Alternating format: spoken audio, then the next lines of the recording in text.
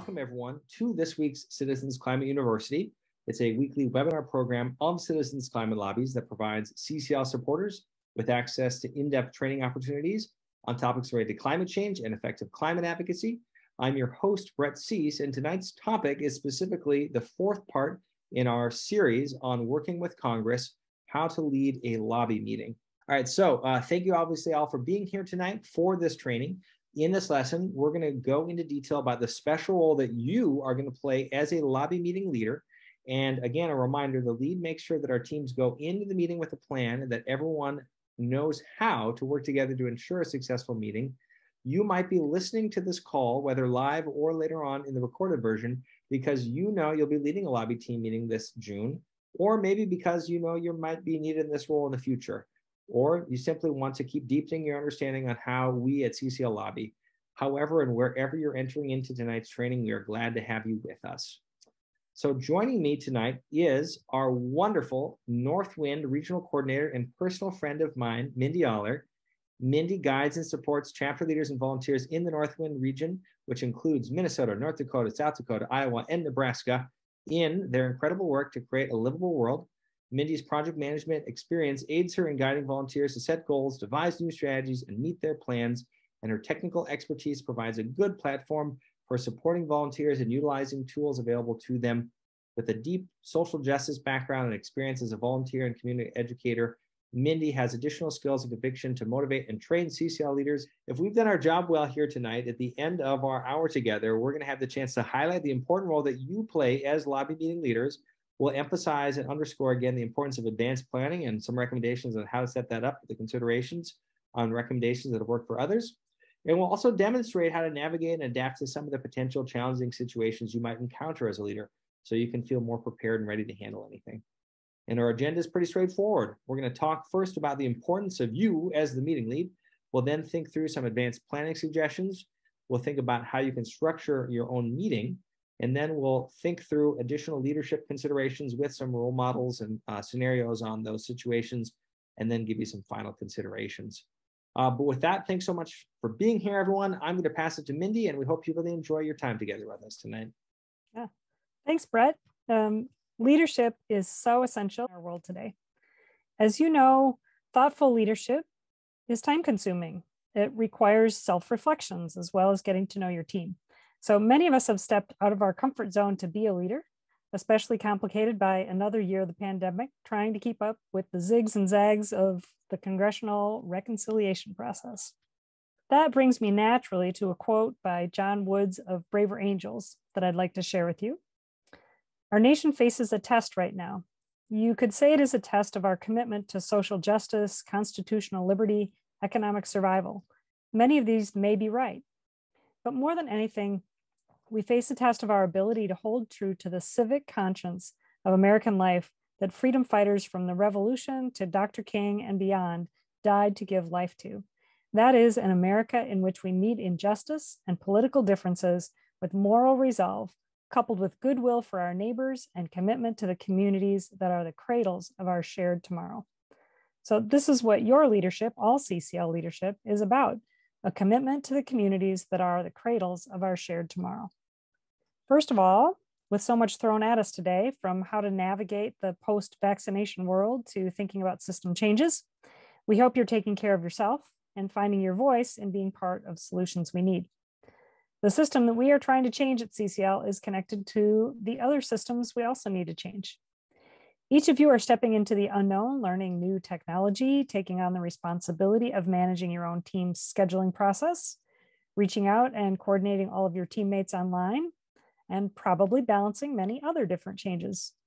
We can't thank you enough for being willing to do just that, to put yourselves on the line to help our lobby meetings go well. We are so incredibly grateful to all of your hard work. You are truly essential, and we couldn't do it without you. So before we jump into tonight's training, we want to make sure to provide a quick review of our advantages as constituent lobbyists as we meet with our members of Congress. A lot of us will feel nervous going into a meeting. I know I do, no matter how many times I've done lobbying. But remember that our advantage is that we're constituents. We're not professional lobbyists. So although we want you to be professional, you don't have to try to be a professional lobbyist. This is true here as it is for our volunteers in Canada, Australia, or any other country. As one of our admirers in Congress have continually shared with his colleagues, these lobbyists, CCL, are seeing us on their own dime. Relax and be yourself. Do whatever helps get you into that empowering listening place ahead of your meeting. I personally take some deep breaths and focus on gratitude for the team that we have. What part of what sets CCL apart in the eyes of the congressional offices is that we are ordinary people who care deeply about humanity. As humans, we should accept there will be mistakes. You'll make mistakes and your teammates will. There will be things your team will say that could have been said better. And we'll show you how to handle this situation in training. But we're building relationships. So be human and embrace whatever happens. In the short amount of time that you are in an actual meeting, how you facilitate that meeting is important. So let's step back and consider the bigger picture for just a moment. The bigger picture is this: you as meeting leaders are well positioned to nurture and empower others. So make it one of your goals to mentor or nurture the lobby team so they build their capacity for this work. How does a meeting lead help others grow and empower them? The best leaders show faith in those around them, and that's what we're asking you to do. Having faith in others means you know there are going to be some coachable moments. To feel empowered, people need to be put into situations where they can both succeed and fail, and where failure is just part of our learning experience. So as leaders, your role is to bring out the best in people. You can do this during planning or practice, during the meeting, and after the meeting. The meeting leader is like a conductor. The leader is there to manage the meeting, not dominate the meeting.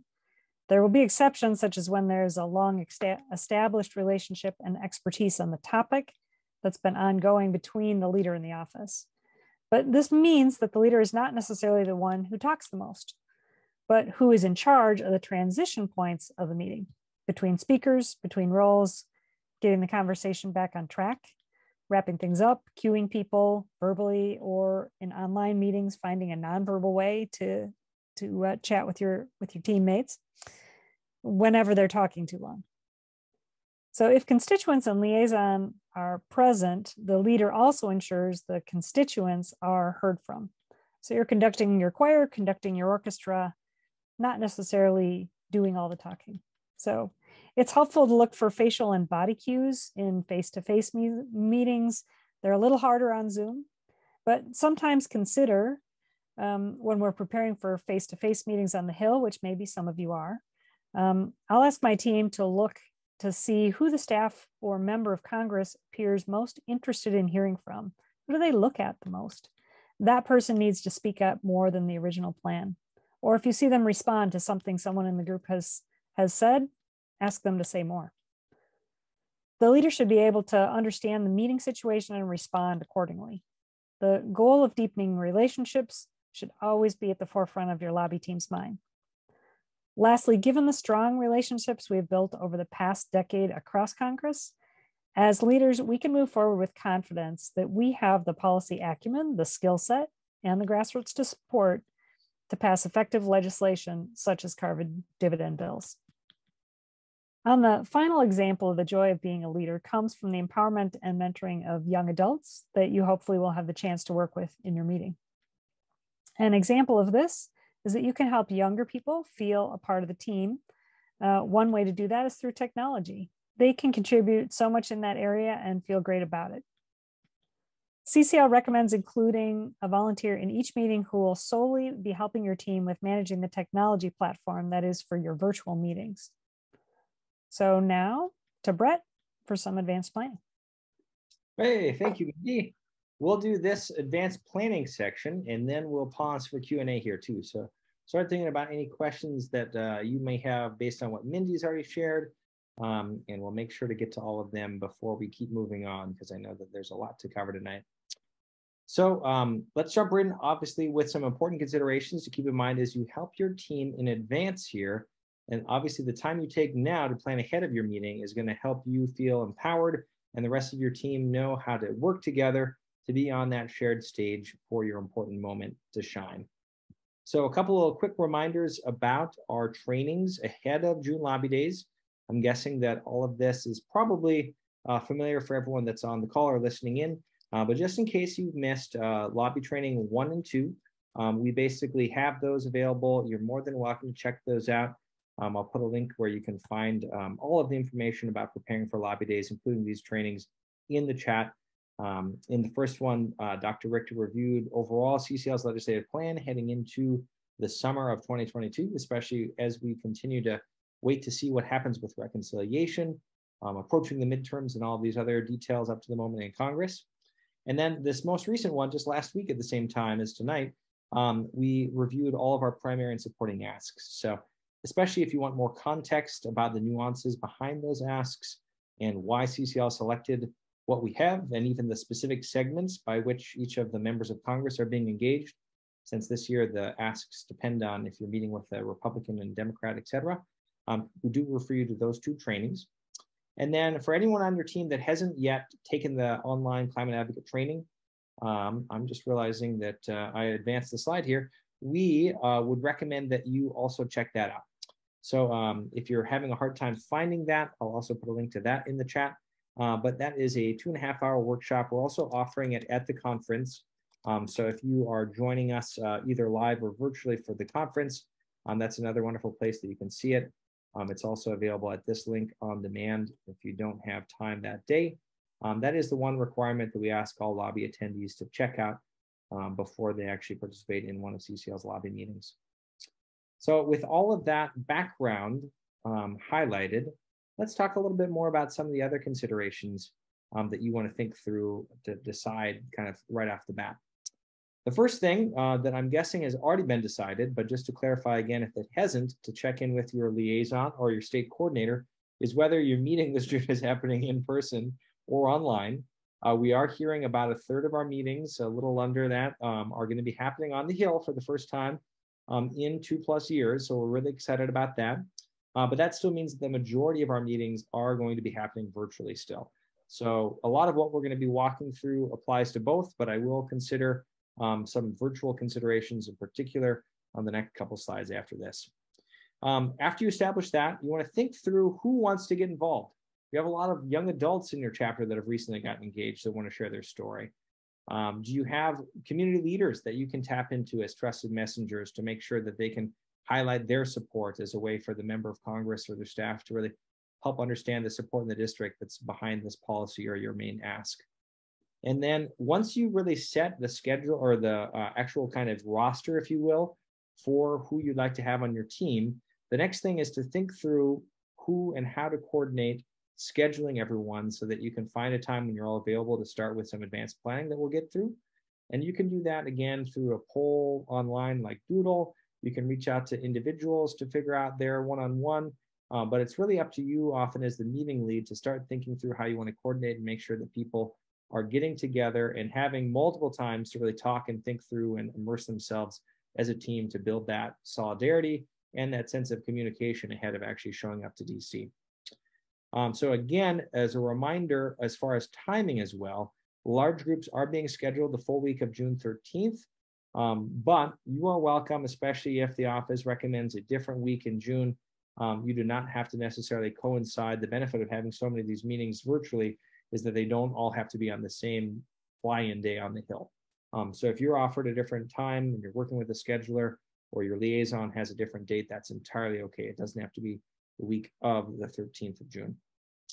So with all of that being said, let's kind of think through a couple of the other review items here, which is if you're meeting online, where do you actually want to meet?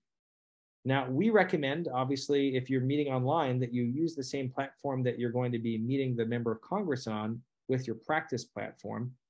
So again, that's another important element of thinking through ahead of time what you want to use as your virtual meeting setup.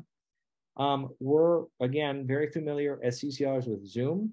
So one of the big benefits that you have with Zoom is that your state coordinator or your regional coordinator, as Mindy can speak to too, has access to their own Zoom line. So you can coordinate with them, book that line ahead of time for practicing. If you have your own personal account, great too. And again, if you have another platform, that you and your team are more comfortable with, you're more than welcome to use that. But we especially want to establish early on what platform the member of Congress and their staffer would prefer to meet on, and then really try to get consistent with meeting with that ahead of time. Also, you want to obviously think through if you need support on that. The biggest thing that we offer is a video conference security training, some best practices around how to make sure to minimize the threat of a Zoom bomber, if you will, or how to make sure that people feel comfortable conversant, muting and unmuting and joining from other locations. So all of that's available in the chat. I just put a link to that training in particular. And if you have questions, especially on platform-specific technology, one thing we always recommend is Googling the product name and then adding like a keyword like training or support. But you're also welcome to use our support forums on CCL community too, if you have any questions after tonight. All right, so let's think through, after you've assembled kind of who you're going to have and start scheduled out the meeting, you figured out what the platform is that you're actually going to be meeting on. Now you want to think through some additional considerations in assembling your team. So especially right now, this is your reminder to think through who to bring on. It's important to understand that with prior lobby days, prior to COVID, CCL headquarters actually scheduled the meetings all together in one aggregate kind of coordinated manner. Our director of Congressional Lobby Days and Liaisons, Amy Bennett, would put that out there, and you would be assigned a time and a team, really. But now, I would say, to our benefit, we really lean on our leaders to do that more so that you have more control and insight over who you'd like to have, and also being able to specify the timing, et cetera, of how kind of your schedule is going to be coordinated. So just know that CCL trusts that you and your team knows your member of Congress best and can determine what you think is your best option for strengthening that relationship with your member or their staff. So with that being said, one of the things that we recommend sending in advance is the primary or supporting ask, that leave behind that you'll be mainly structured with your actual meeting. So these are items that we recommend thinking through in advance, sending to the scheduler or the legislative director, whoever you might be meeting with, so that they can see ahead of time and have a little bit more of a familiarity for what the actual content of the meeting will be focused on. You'll also want to, once you've scheduled that time with the office, think through and provide a list of who's coming, especially naming the consideration of any constituents. And you want to think through specifically if there's any evidence of support that you're also hoping to generate and highlight in your meetings. I know, for example, the planning meeting that we just had, we're going to show an amazing effort that one of our local volunteers had here in northern Minnesota of publishing a letter to the editor in every county in Minnesota. So we're going to deliver that in a little package to show this is support across the whole state. Whatever that looks like for you, if you've got other actions, LTEs, constituent comment forms, you name it, think through in advance if you want to show some of those in the email ahead of time that you're sending to the scheduler in advance. A couple of other considerations that we are recommending for special online considerations especially is it's really helpful, especially since you aren't going to be able to coordinate in person the day of, to set up a text group, a group text to really think through if there's live time feedback that you want to have privately with the whole group outside of the actual meeting where you can't interrupt what's happening. That way people have practice, kind of kicking each other under the table, if you will, to kind of say, hey, we're getting, late here, let's move on, or pick up the pace, or hey, we haven't heard from Jim yet. Whatever it is, you've got a group text to kind of have those kind of conversations in private at the same time. You also want to make sure as lead, if you're meeting virtually, in person, we do the whole remind, hey, we're dressing professionally so that we look like we're serious about this, this issue and cause, and we're treated professionally. Online, it's the same considerations, right? So you want to make sure to remind your team to think through what their visual appearance is like. You want to make sure to remind everyone to minimize distractions that might interrupt them during the actual call.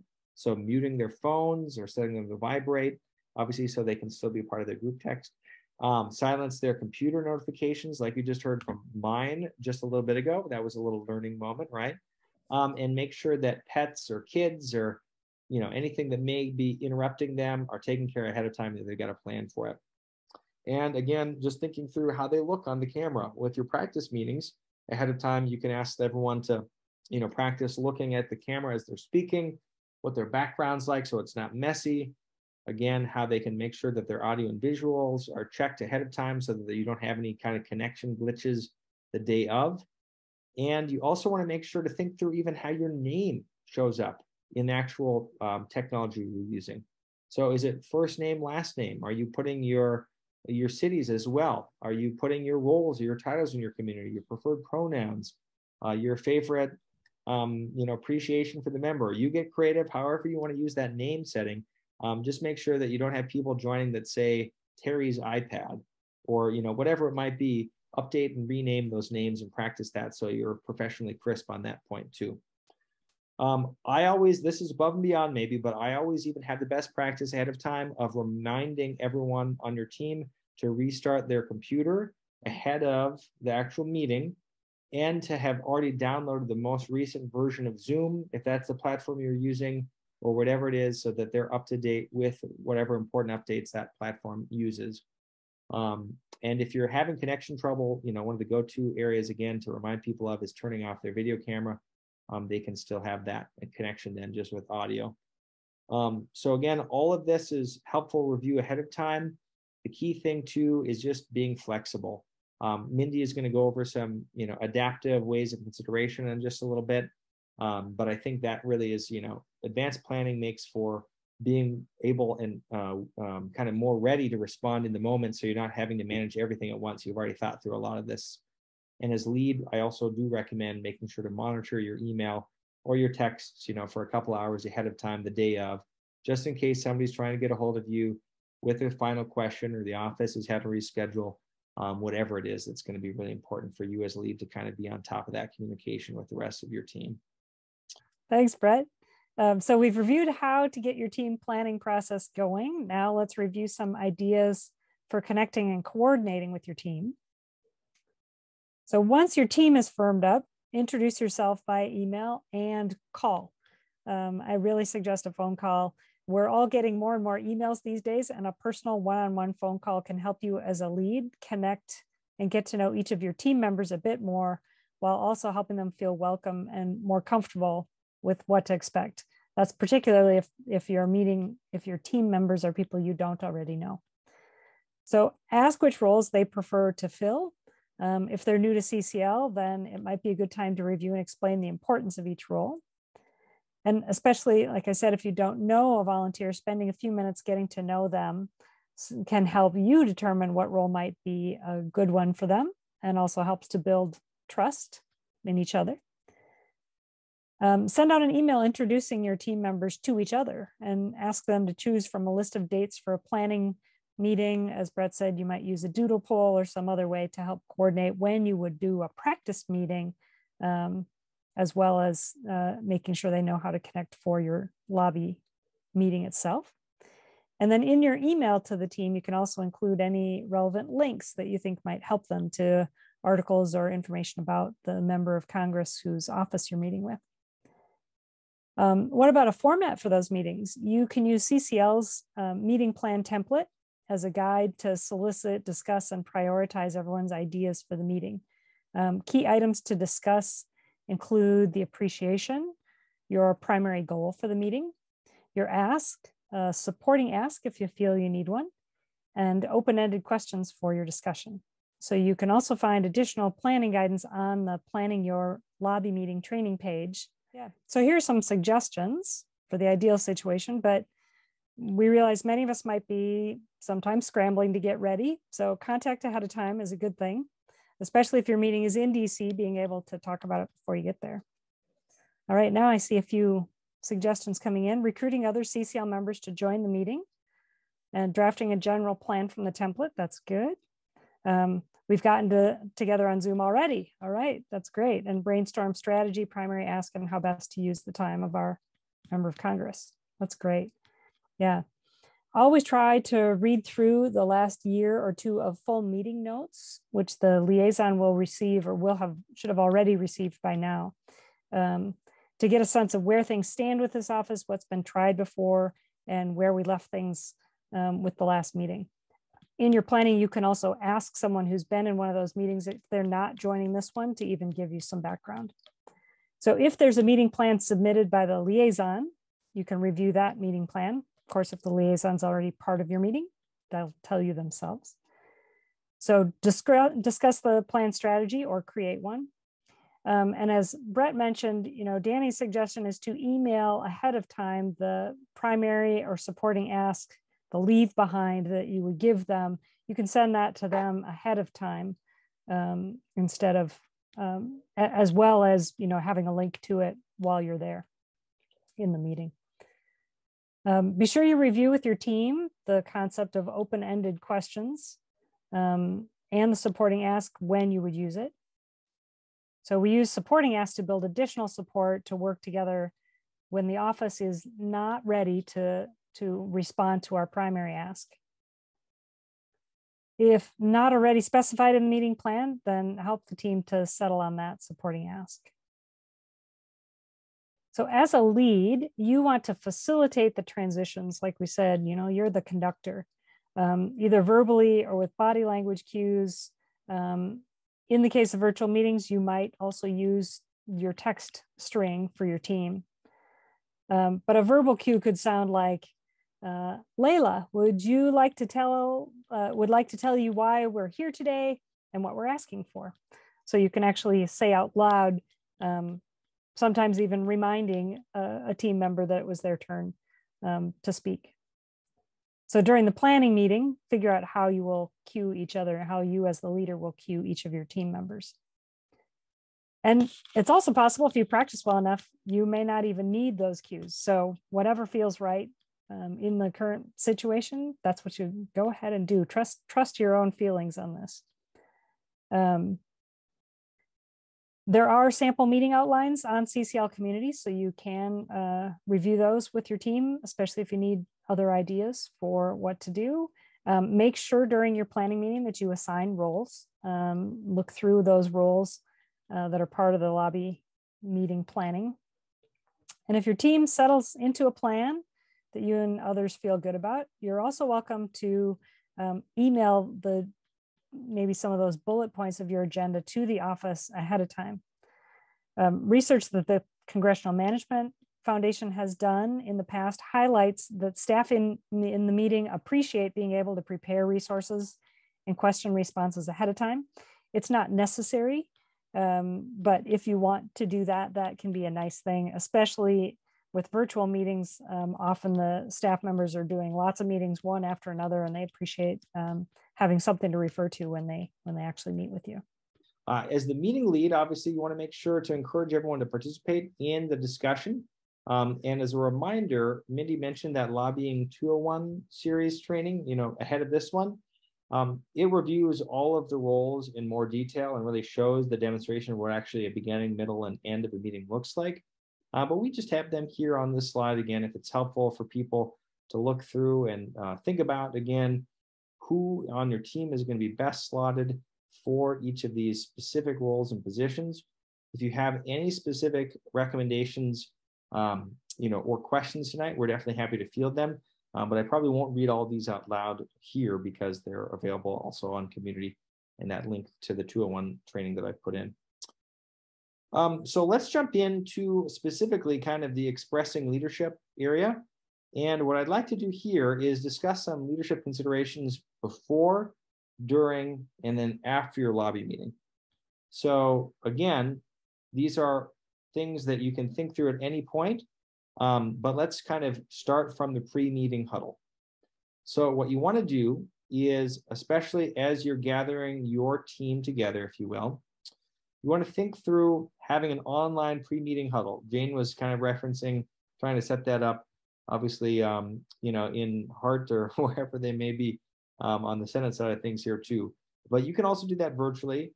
As a lead, you can do that, especially, again, we'll use some of the Zoom language. If you've got a Zoom meeting set up, you can have a waiting room turned on so that you control who's showing up to the actual meeting and who's still in the waiting room, and tell your team, hey, let's jump on 15, 20 minutes early. That way you can communicate, make sure everyone's showing up there and has the connection working, all of that. On that pre-meeting huddle, you can remind everyone to be relaxed, present, have fun, review roles, confirm anything that needs to shift around based on last-minute changes, or ground people in the goals of your meeting and the primary asks again. And then again, just make sure everyone feels like they're in a place where they're not going to be distracted and are centered on some of our key goals. Open-ended questions, talking less, listening more. So with that, I think that people will be ready to roll with that pre-meeting huddle. It's a great tone set. So now let's talk about what a meeting leader does during the actual meeting. And for that, I'll actually pass it back to you, Mindy. All right. One way to verbally signal a transition is to state it explicitly. An example of that might sound like this. Congresswoman, I want to thank you for your recent efforts to protect your constituents from identity theft. That's a really important issue to us as well. Today, we're here to talk about another important topic. So Brett is going to let you know more about why we're here today and what we're seeking. So in this example, I explicitly transitioned to Brett, and I actually gave him a little bit more of my sentence for him to pause for a moment and remember what it was that he's about to say. That's a perfect intro. And we'll build in another example here towards the beginning of your meeting. Maybe it's your fourth meeting, you already know the member of Congress really well or the staffer. And in that case, you've already grounded yourself in the purpose and you're moving from the appreciation into our primary ask. So again, it might sound like this if this is a Republican member of Congress that you've got a good relationship already. Congressman, I want to thank you for your support of the infrastructure package. While this plan makes climate-oriented investments, now is the time to take the biggest and boldest action possible to reduce emissions. We know that a price on carbon is the single most powerful tool to do so by reducing emissions, and we're going to continue to work to make certain that it's included in whatever climate legislation advances this year. So again, thinking about how you can make that transition from an appreciation directly into the main ask all seamlessly. And then from there, you've already stated your main purpose and can go into Q&A to discuss any further concerns or feedback from the office. And each meeting is different, so proceed in a way that feels comfortable and appropriate for your situation. Be present and being a good listener are essential in determining which parts of the plan need to be scrapped. Here's an example demonstrating how you might transition from the discussion to the end of the meeting close. Congresswoman, I see that we are nearing the end of our time with you today, so we wanted to recap and clarify the main takeaways we have about the next steps we plan to take with your office following today's excellent meeting. Excellent. And as Mindy's demonstrated, a lead also needs to be able to bring that scenario back whenever it veers off course. So we have a whole training that's really geared towards that. It's lobbying 3. Oh, I see Brett froze there for a second. Lobbying 301, handling difficult scenarios. If you're curious about more examples, I'll encourage you to review that training, but we'll demonstrate just one situation. And I'll read both parts until we get Brett back again. Hey team, can you hear me? Now we can hear you again. We're set to use our example with you as the congressman. Oh, right. Hey, perfect demonstration of how technology is never perfect, right? So yeah, obviously one of the ways that we can highlight here, I'll play the congressman and Mindy will be the volunteer. I might say something like, the real ongoing challenge we face is healthcare in this country right now. We need deep-seated policy change given all the ways that our country is broken with access, astronomical costs, limited coverage, you name it. Thank you, Congressman, for raising your essential concern about reforms to healthcare. We hear you. And as an organization, we don't take a position on health policy. We do take a position on the positive health outcomes that will stem from our country placing a pollution fee on greenhouse gas emissions. This approach isn't just good for our climate, it will also improve the health of everyday Americans and prevent premature deaths by reducing pollution that Americans breathe. We know poor air quality alone leads to an estimated 114,000 US deaths each year and sickens thousands more. Would it be helpful for your office to connect you with a public health or healthcare professional from our district who's on the front lines addressing these negative health impacts? So you can see there how we shifted from they mentioned healthcare. We tied it back into how healthcare is related to our particular topic without veering off the rails and getting into a policy that we're not here to talk about. So as a meeting leader, you'll do a lot of advanced planning and preparation, and that's all really important. But we can't let our plans and preparation go on autopilot either. So we practice ahead of time, but you never know what scenarios will play out. That's why we always need to be focused on what's being said in the moment. And as a team, being ready to help each other respond to what we're actually hearing, not what we expect or think we heard. So as a meeting leader, you should recognize when it might be appropriate to diverge from your plan. We refer to this as situational awareness. It's the ability to perceive and understand what's happening in the moment and being able to react to challenges as they happen. So good situational awareness means you're not only listening to the words behind being, not only listening to the words being said, but also the tone of voice and the body language too. One of the benefits of having a team is that you don't have to pick up on a particular cue from your member of Congress or staff, or one of your fellow lobbyists might. So it's important for your team to trust each other to speak up when they see something. All team members should be empowered to ask a follow-up question or redirect a derailed conversation. Excellent. So let's demonstrate a couple of those considerations. And we'll kind of talk specifically about some empowering other decisions. So obviously, as your team's goal is grounding in empowering others to be a part of participating in their democratic process to transform our government and the policies we're supporting around climate change, one of the ways that we can do that is by taking note of who's not actually being heard. If someone's being too vocal, taking note if there's a power dynamic going on in your meeting with one individual who, inadvertently, maybe even if it's dominating the meeting. We like to think of lobbying as a team sport. And so it's our role as the lead to make sure that all voices are present and have that chance to be part of the meeting. Another thing that you can think through is the silent constituent.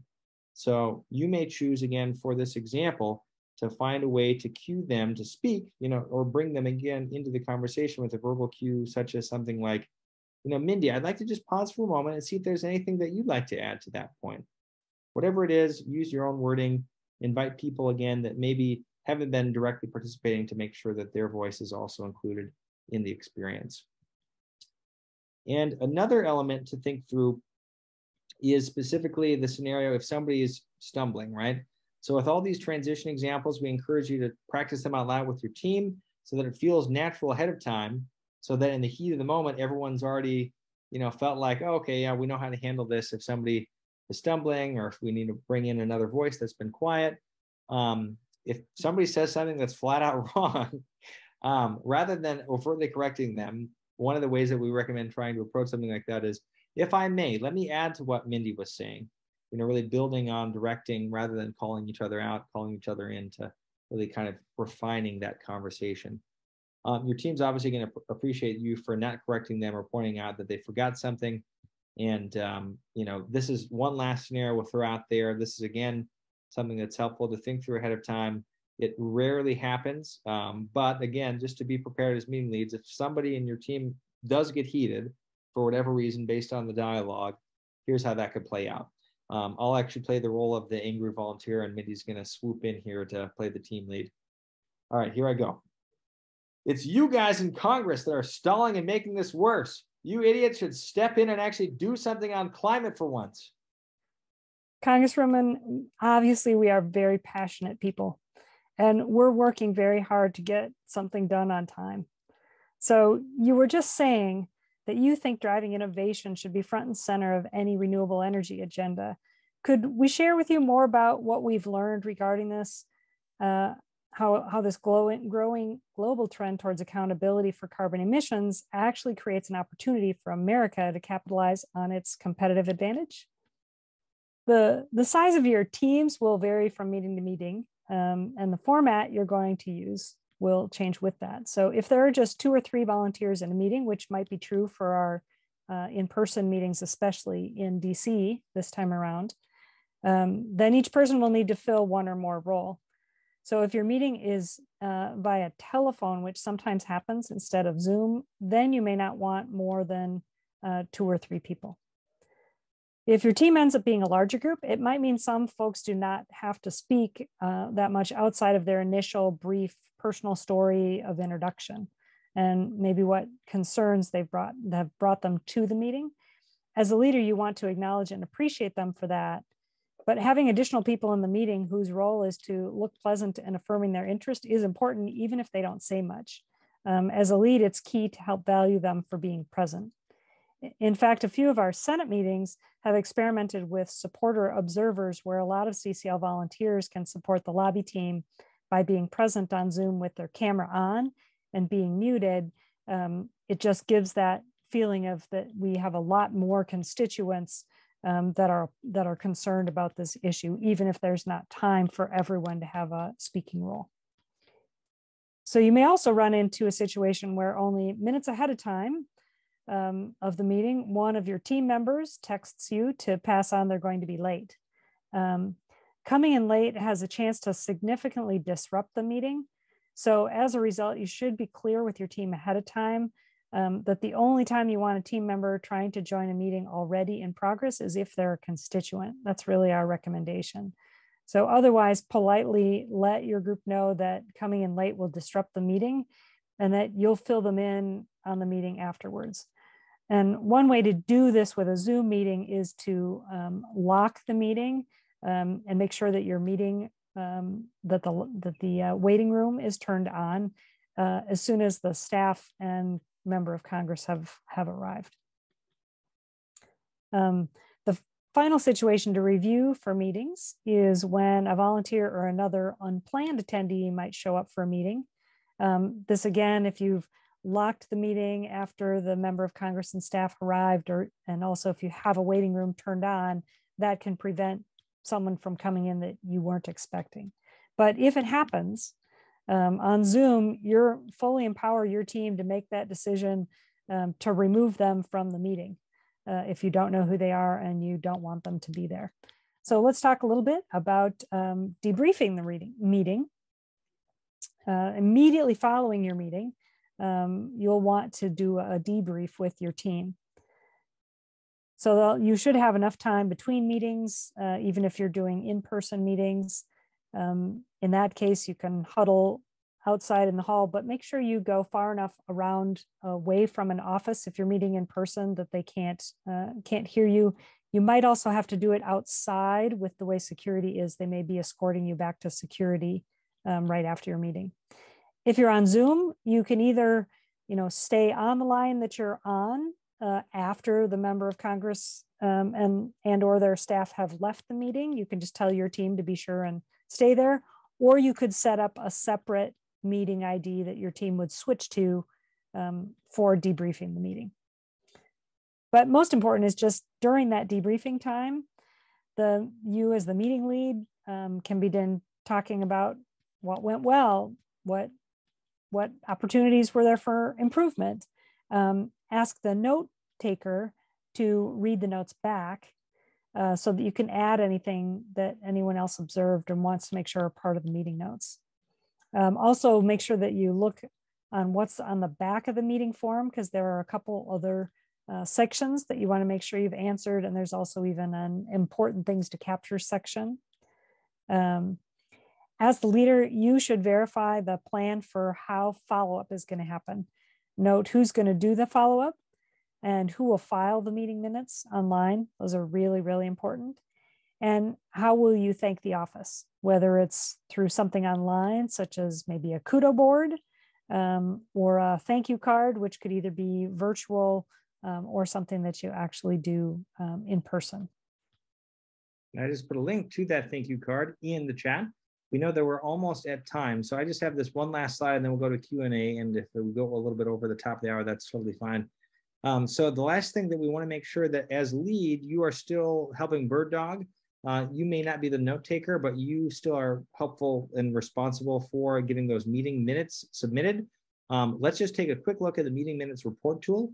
Outside of that tool itself, this is also largely covered in another training that we have called How to Take Great Notes on Community. It's also in the Working with Congress series, but you can log your meetings in our action tracker. And again, like Mindy mentioned, there is a great couple of sample examples for what some great notes looked like in the past.